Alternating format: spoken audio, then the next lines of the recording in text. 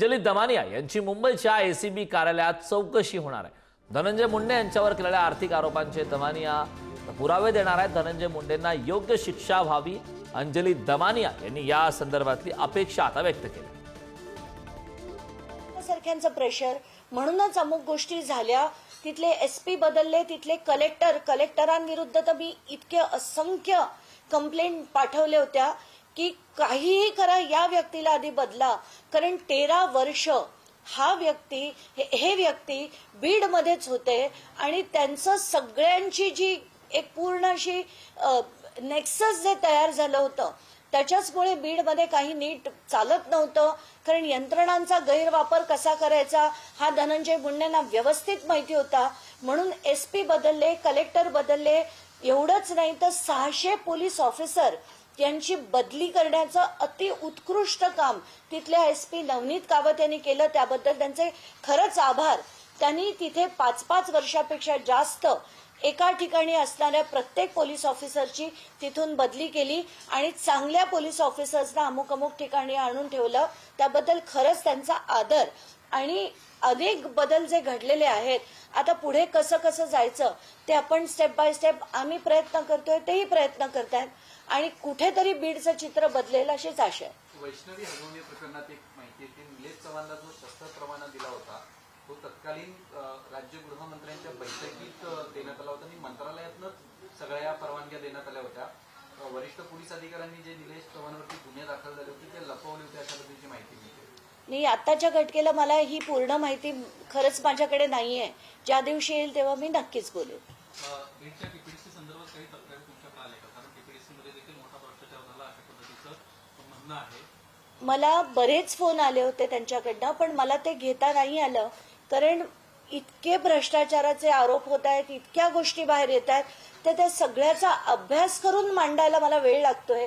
त्यामुळे आत्ताच्या घटकेला त्याची माहिती देखील माझ्याकडे नाहीये। एक मागणी समोर आली, वाल्मिक कराडांची संपत्ती जप्त करण्यात यावी, तुमची या सगळ्या संदर्भात काय भूमिका आहे किंवा तुम्ही काही पत्रव्यवहार केलाय? 28 डिसेंबरलाच मुख्यमंत्र्यांकडनं हे आदेश दिले गेले होते, म्हणजे 5-6 महिन्यापूर्वी, की सगळ्या आरोपींची संपत्ती जप्त करण्यात यावी।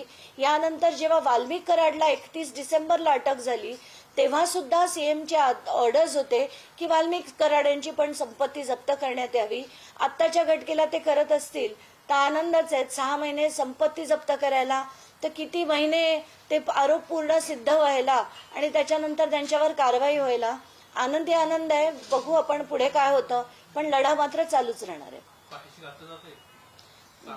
मोठ्याच्या मोठ्या प्रमाणावर। एवढंच नाही, मी जे 10 जणांची नावं दिली होती ते शिवलिंग मोराळे असो, ते बाकीचे लोक असो, त्या सगळ्यांवर आज तगायत त्यांचे नाम मोबाईल जप्त झाले आणि ज्या ज्या लोकांनी कराडला बाहेर राहण्यात पळण्यात मदत केली होती ती सगळी आत्ताच्या घटकेला वैष्णवीमध्ये अटक झाली आहे। पण ह्या केसमध्ये जेव्हा कराडला अटक झाली तेव्हा यांच्यापैकी कोणालाही अटक केली गेलेली नाही, कारण त्यांना डायरेक्शन्स देणारे धनंजय मुंडे होते।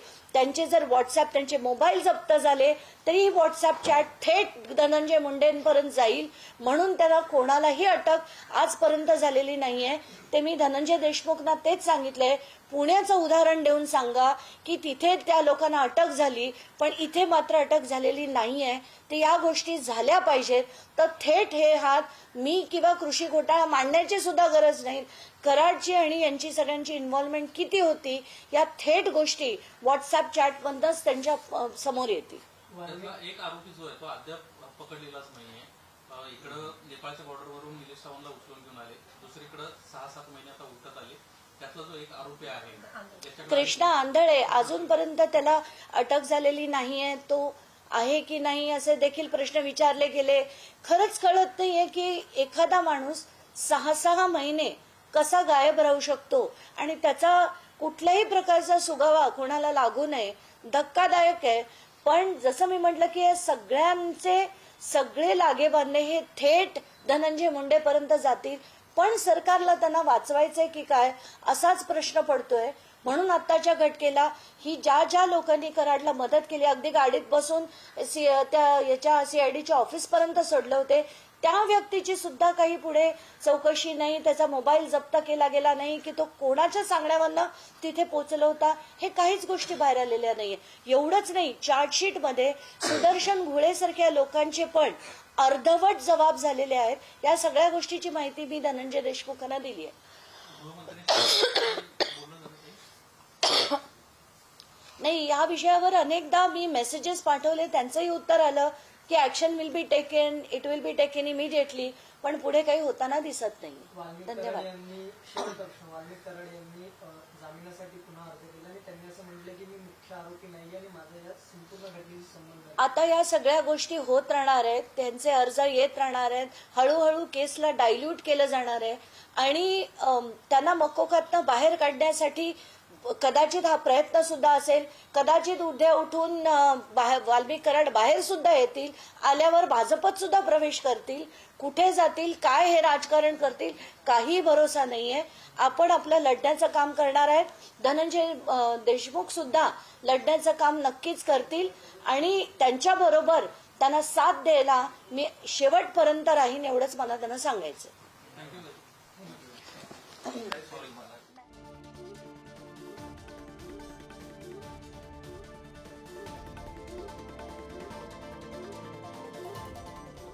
Hong Kong